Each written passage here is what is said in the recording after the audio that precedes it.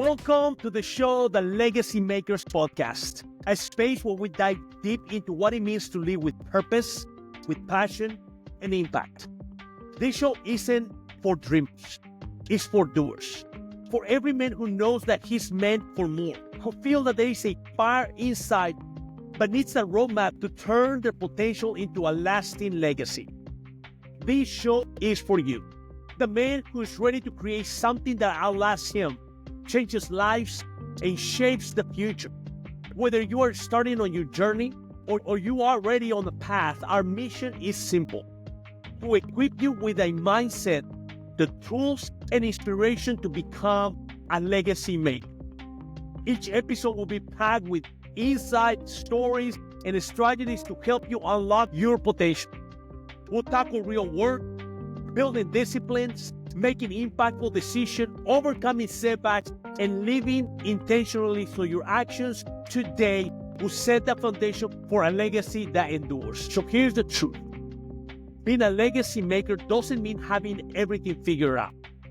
It's about recognizing that within you lies everything you need to create an impact you were born to make.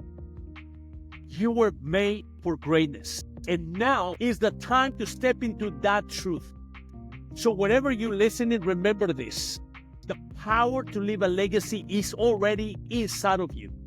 This podcast here is going to help you unlock that potential, step by step. So let's build something extraordinary together.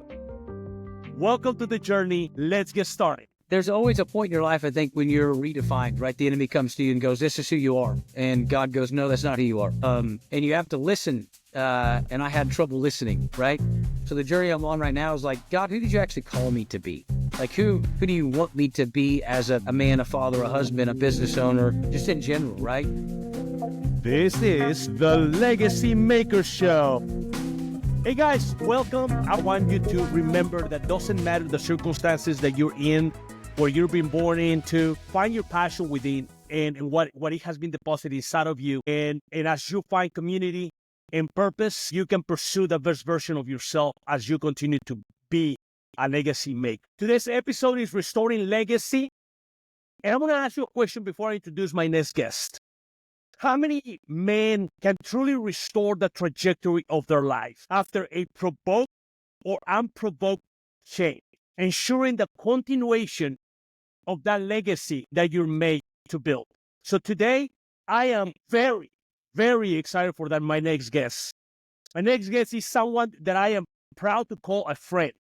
He's dynamic entrepreneur, great businessman.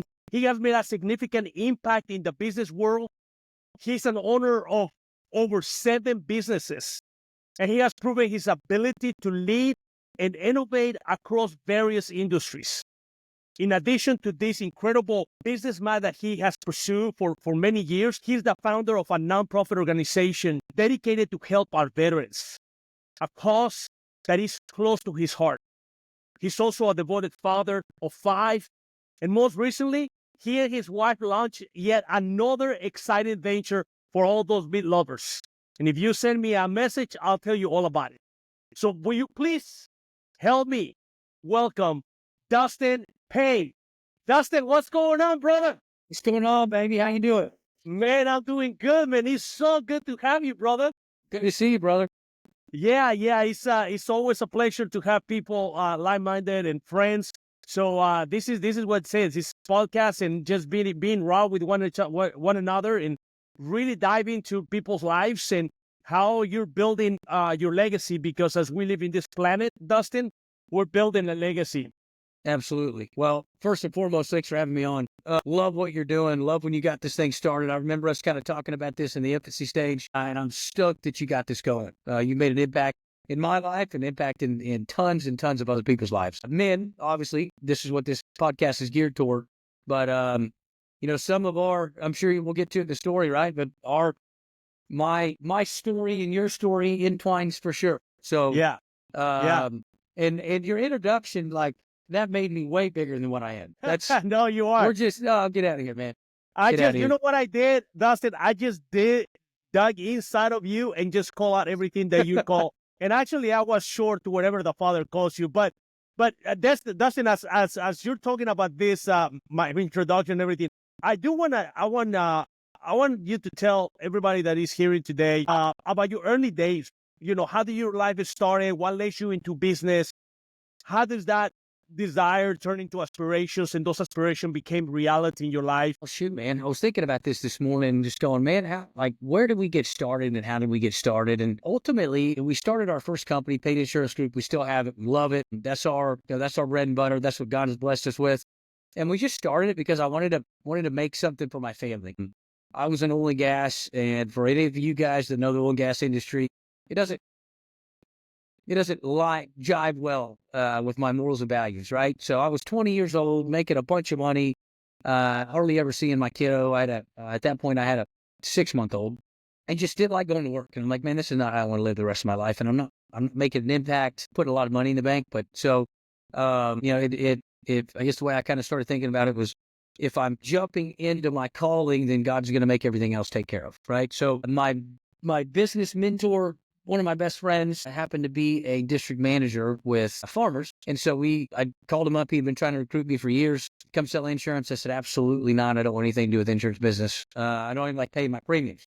And so I jumped in. Anyway, I called him up, said, hey, you got room for another guy? I don't know what this entails, but let's jump in and figure it out. And really the whole intent was, I want to create time, and I want to create margins to be able to spend time with the family. Push come to shove, right? We grew it. It was massively blessed. The Lord blessed us. We had to have a great team, great family. And we'll talk about it a little bit more right after some of that stuff transpired, and God peeled back more onions and took it more deep. So, that was kind of the early start. I got in and I realized I love business and I love helping people build things. And so I started mentoring guys that wanted to start their own companies. And I would jokingly say, I can tell you what all not to do. I can tell you at least the mistakes not to make.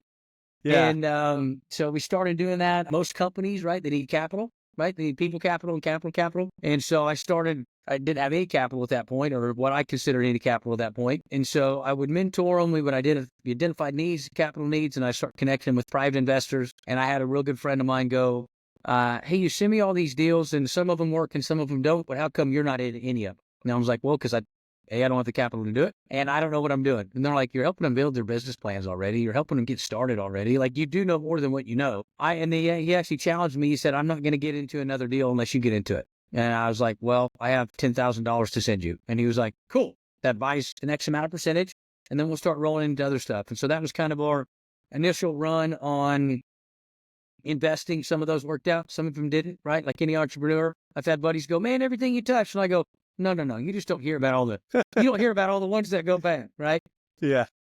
I still work from 5 o'clock in the morning to midnight, but I also may take off from 5 to 9 so that I can spend time with the kids. And so that's something I set my kids down in Father's Day last year, 24, and was kind of vulnerable with them, right? And I said, if I were to die tomorrow, what would be the number one thing that you remember about me? And all of my kids in their own way said, you never miss anything. And I was like, what do you mean? They're like, you always come to the track meets. You always come to the band performances. You always come to the choir stuff. Like, you're always there. And I didn't even think that was something that was like that big of a deal, right? I'm like, yeah, that's just what you do, right? In the back of my mind, I'm thinking, I'm glad I stayed up until, midnight or 1 o'clock or 2 o'clock in the morning and did my work at later hours and everybody was asleep so that I could spend time with the family. So I mean, anyway, I don't know if I answered that question or not. Yeah, no, that's incredible. And what is amazing is that having such a successful business, somehow you found yourself continue to pour into your family, and we're gonna dive into that here in a minute. But as I'm hearing, coming from the oil industry and then kind of get into something that you were not sure what it was, but you knew, hey, I want to get into something that allows me to build something and leave something for my family. I would love to hear that pivotal moment, because obviously you started building a legacy as you went, but something could have deviated you from that circumstances. Like I said in the beginning, my introduction, whether provoked or unprovoked. Yeah. But what was a pivotal moment in your life when things just changed dramatically? Like all of a sudden, it's like a new perspective after building something that somebody could say, you're done. You're not going to make nothing out of yourself. Your legacy is going to die here. What surroundings, what circumstances surround what you felt that you lost a family, but yet in the midst of that, you begin to reinvent the wheel again, if you will, as you continue to build that legacy, bro. You bet. You bet. So, I figured we'd get here, right? That's it. There's always a point in your life, I think, when you're redefined, right? The enemy comes to you and goes, "This is who you are," and God goes, "No, that's not who you are." And you have to listen. And I had trouble listening, right? I'm reading this new book right now called David and He Perceived He Was King, and it talks about your perspective. And the author uses, whatever prophet came and told David that he was going to be king back in when he was young. And then in the scripture, it references David kind of finally perceived him as king, right? So you have to change your mindset to really step into your calling. And so this is something, kind of a journey I'm on right now, right? I think God takes you down journeys your entire life. So the journey I'm on right now is like, God, who did you actually call me to be? Like, who do you want me to be as a man, a father, a husband, a business owner, just in general, right? So kind of the first layer of that, right? So in 2015, I told you I started this up to build a legacy for the family, and the agency was rocking and rolling, everything was rocking and rolling. And in 2015,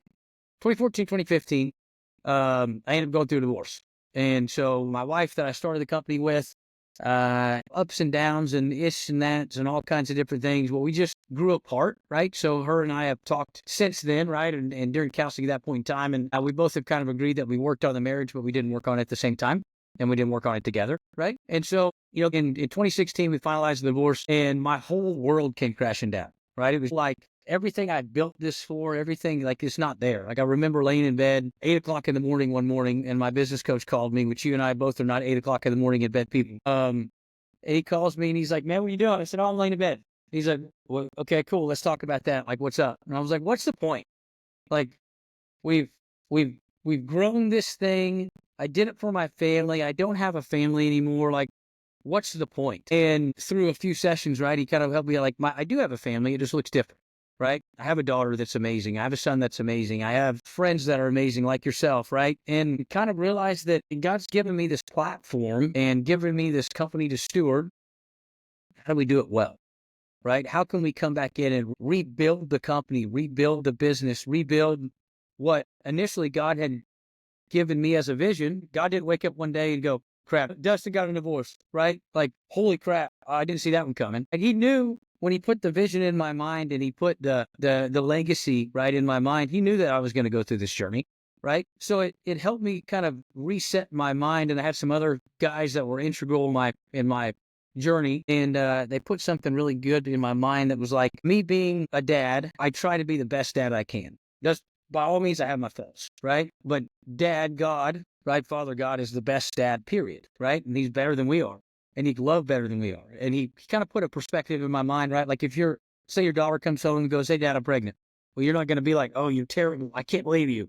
You're going to go, "Well, that's not the direction that I had for your life, but that's okay. Let's figure it out," right? And I was like, "Yeah, that's correct." And he's like, "So what do you think God's doing with you? Do you think he's going to scorn you? Do you think he's going to throw you away because of that?" He already knew that was going to happen, right? He already knew that you were going to go through that. So how do you reset? And so my choice at that point was, all the time that I have with my daughter, I'm going to take with my daughter.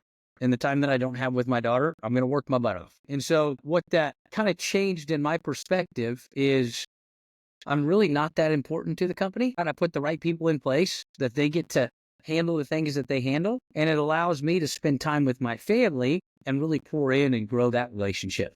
So it was an enlightening moment, or an enlightening couple of years, 4 or 5 years, right? To kind of go through that journey and go, "Man, God's got this. All we got to do is lean in and go, hey, I'm going to get up in the morning and walk this journey, and I'm going to let you direct my steps." There's a good friend of ours that we both know well, and I asked him one time how he balances everything, and he's like, "I don't believe in balance." He's like, "I believe that God owns everything, and if he calls me to get up in the morning and spend time with my kids, he's going to take care of everything else I'm supposed to do, because he owns those as well. It's the operator and all the things that he gives you steward of. He's the CEO.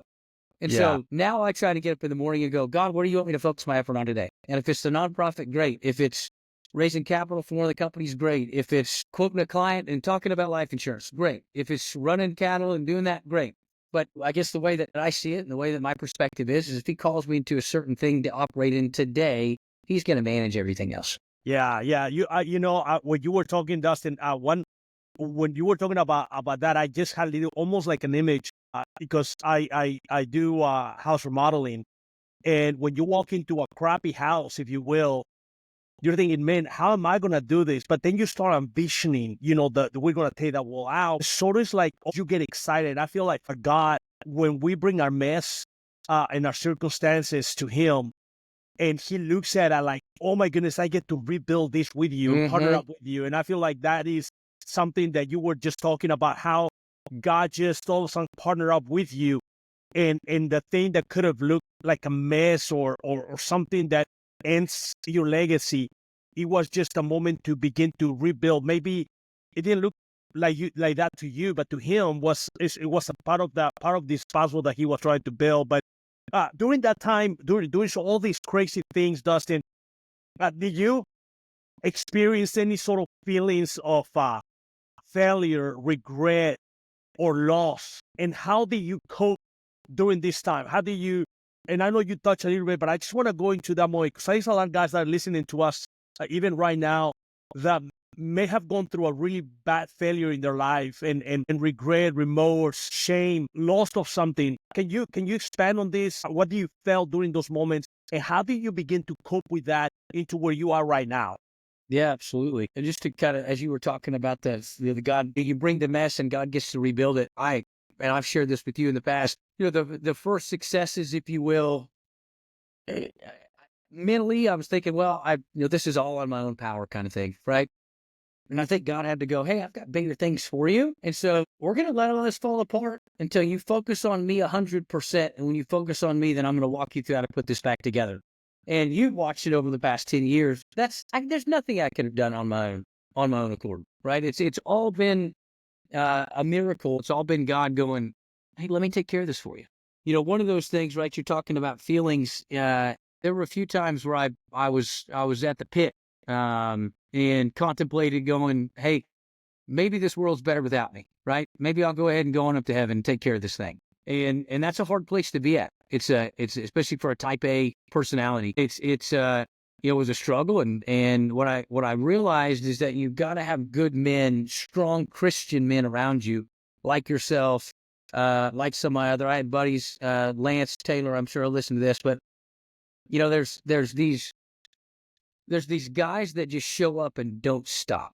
You call and go, how you doing? Oh, I'm good. And then 5 minutes later, you get a knock on the door and go, what's up, bud? I'm good. Why are you here? Because I think sometimes as men, we want to isolate and put things down, go, hey, I can suppress it. I don't have to take care of it. Like, if I don't talk about it, it's going to be fine. I'm good. Right.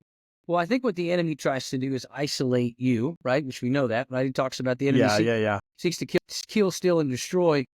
It is so much easier to kill the one antelope as a lion than it is to kill the entire herd. Yeah. Right. Oh, that's good. And so you isolate yourself and you think, I'm terrible.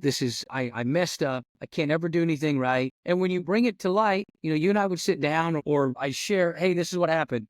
And everybody would go, cool. Now how do we, what's next? And it takes the power away, right? It takes the power away from the enemy of all the lies that they've been talking to you and everything that the enemy's been telling you, that you're a piece of crap and you're never going to make anything and you ruined your entire life and you did all this other stuff. And then you get around a group of believers that are men, call you out and they go, no, wait a minute. The same God that died, that went down to hell and said, give me the keys, that's the God you serve. So the enemy has to tuck away with his tail between his legs and go, yeah, you're right. Right. And that's all it takes. And it takes men to call men out. So if you're listening to this and you don't have a tribe, if you don't have a group of really powerful men in your corner, find them.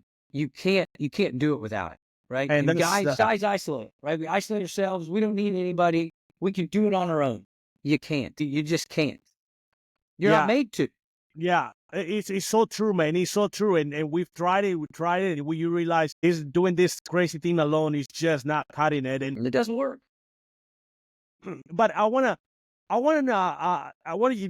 you can take me to that moment when you realize, you know what, it's time for me to rebuild. I know you touched a little bit about that, but just not only for yourself, but for the legacy that you want to leave. And I know you are in this journey to start really setting a strong foundation for the legacy that you want to leave. I know that with your family, you're setting up different things in place for you to leave a legacy. But also, what external influences have you received that has helped you to begin to put those stones as you rebuild this crazy thing called the legacy that you're trying to leave, whether it's called your faith or your mentors or your children, organization, whatever it is? How did that moment happen when you say, you know what, it's time to rebuild? I'm gonna buckle up, and it's trying to rebuild this legacy. And I know you're in that journey right now.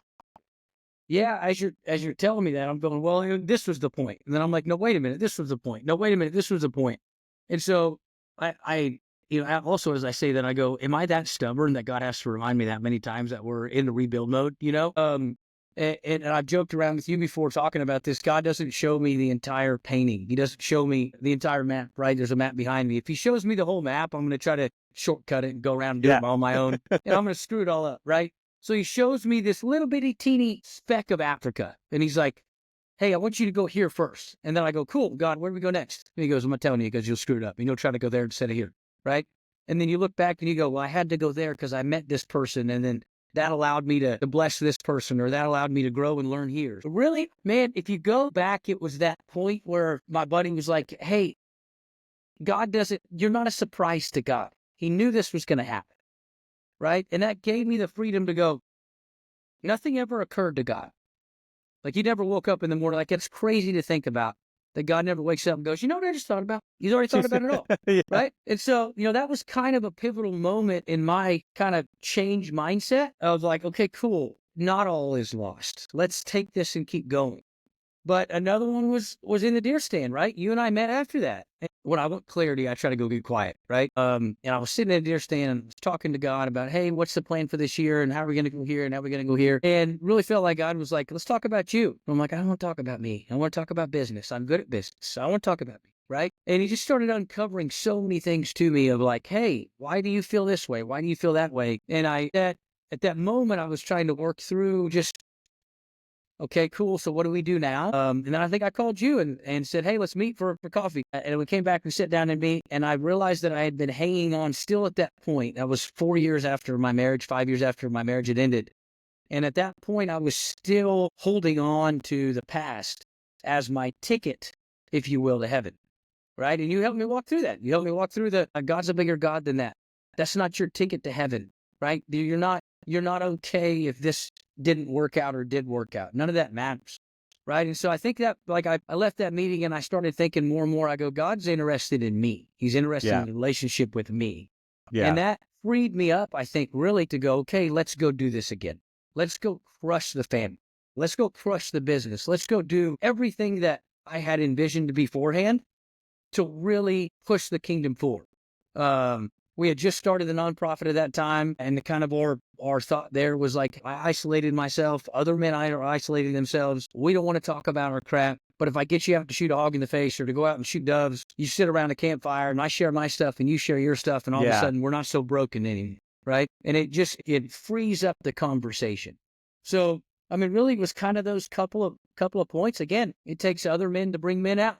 You know, I've talked about that a ton, that women can't call men out, right? We have a lot of 35, 40-year-old boys walking around, and it really takes another man to go, hey, Roger, let's go. This is what it means, right? This is what it means to be a man. And then, I can think about tons of times just recently, right? With my son, right? I had my son from previous relationship way back in college, right? One of those crazy college deals. And man, God has blessed that, redeemed that. He lives with me now. He's helping run the company. He's running cattle for us. He's helping with the agency and absolutely crushing. He's an amazing man. And it's just so cool for God to throw these reminders all the time out and go, hey, I came through. I'm always going to come. You just keep right on pushing, right? Doesn't mean it's not going to be a struggle. Doesn't mean it's not going to be a journey. But what it does mean is I got you, right? God's got this. Yeah. So, yeah, no, you're right, man.